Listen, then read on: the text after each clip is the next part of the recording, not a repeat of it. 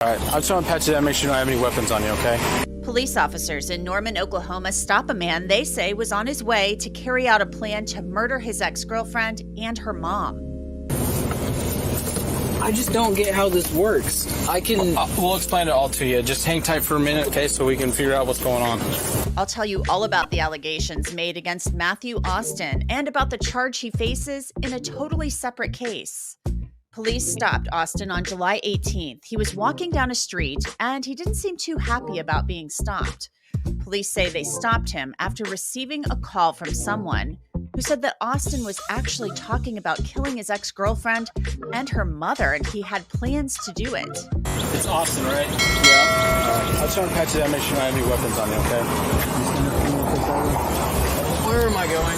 You're not under arrest right now. He said he's just going to pat you down. Yeah, I know. I'm getting put in handcuffs. Right? For now, yes. How? Well, at least you're going to be in handcuffs for now.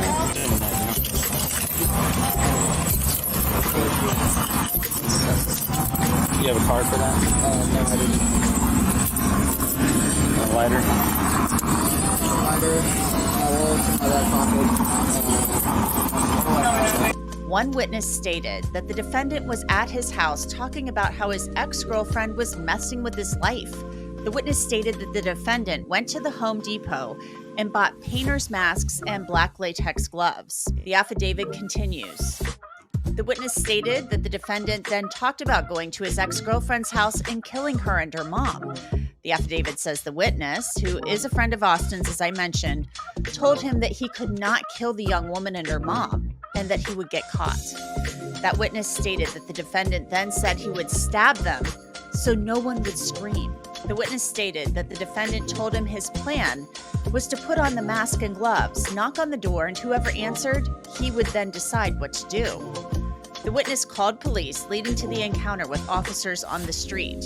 Is there music playing on your phone? Signal 90, could turn into a 9. Just a contact RP, possibly 29. Advised to get out of the house, and her Or husband what's is going on? getting mad This at other her. officer talking to your friend right now. I'm not I don't understand how I can just get put in handcuffs by just an allegation. I'll explain it to you. Oh, hold on. I gotta put my seat down. Can I pause this? Yeah. Pretty pause. It should be that button. Is he double locked? Yeah. That's. I just don't get how this works. We'll explain it all to you. Just hang tight for a minute, okay, so we can figure out what's going on. Now, that affidavit says that Matthew Austin said that he was guilty of making these threats as he was in the back of the police car on the way to the affidavit says Matthew advised everything would be fine and not to tell anyone due to their age, and it needed to be a secret. It continues. The victim confronted Matthew about his social media, stating that he was 18 years old in text messages. Matthew advised the victim that it was a typo, showing to be 18. More police say when Matthew Austin was taken into custody for the threats against his ex-girlfriend, he told police that he actually believed the girl was 19. Spoke with Norman Police Public Information Officer Sarah Shetler about the case and these disturbing allegations.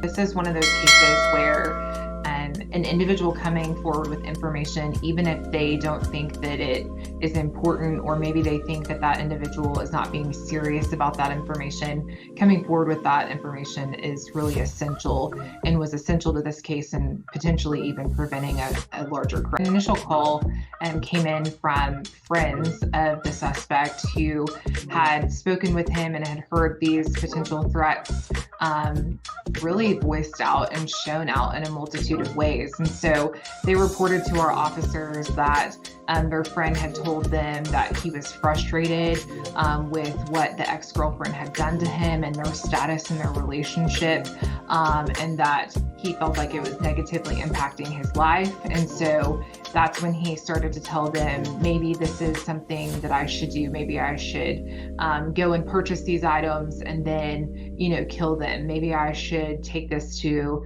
the next level. And he kind of detailed that in a multitude of ways to that friend.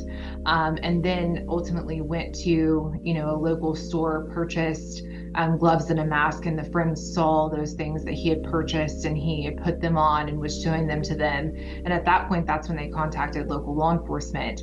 Our officers actually contacted this individual walking down the street in our jurisdiction with those items in a bag. And officers were able to stop him, begin to communicate with him, and ultimately potentially prevent any further action from occurring. Shetler talked about the importance of people around Matthew Austin calling in to report their concerns. And they did exactly what they should have done in this scenario. A lot of the individuals involved are somewhat young, so 18 years old. And, those individuals told other people around them that were important to them, and they confirmed, like, hey, this is concerning information. And even if it's false or just something that he has thought about or considered, that you should absolutely report that so law enforcement can investigate that further. And as far as what that looks like for us, a lot of that stuff is still part of that ongoing investigation as officers try to, determine exactly what his intention was at that moment when we did contact him. But there was definitely evidence that he had and considered some of these things leading up to it, just based on what he had discussed with his people. I asked how long police believe that Austin had been talking about harming his ex and her mom. I don't know that we have any indication on that timeline of how long that had been a part of it. He did detail to officers that there had been a lot of stress in his life of recent, and so it appeared to have been something that was more of a recent idea or something that had came to him based on what was occurring in his life in the present moment. At one point in the body camera footage, Matthew Austin, he sounds kind of inconvenienced but calm. Sarah Shetler said Matthew Austin offered an explanation for having the gloves and the mask. So our officers were, very aware of what his, posture was, how he was reacting at the scene. And of course, they were working to keep him as calm as possible based on this scenario as they worked to try to investigate, what his potential intentions were, where he was headed. He did tell our officers that, he was just going to paint a portion of his home. That was kind of his initial reasoning for having said items on him at the time.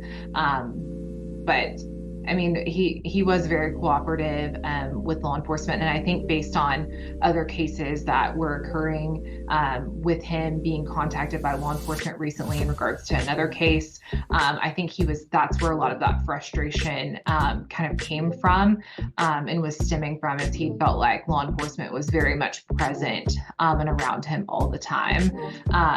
And ultimately, based on what we were able to determine in speaking with him and then getting the additional evidence and information from those reporting parties, we were able to put together that this, is serious. Ultimately, he's going to be held accountable for the threats and things that he had stated.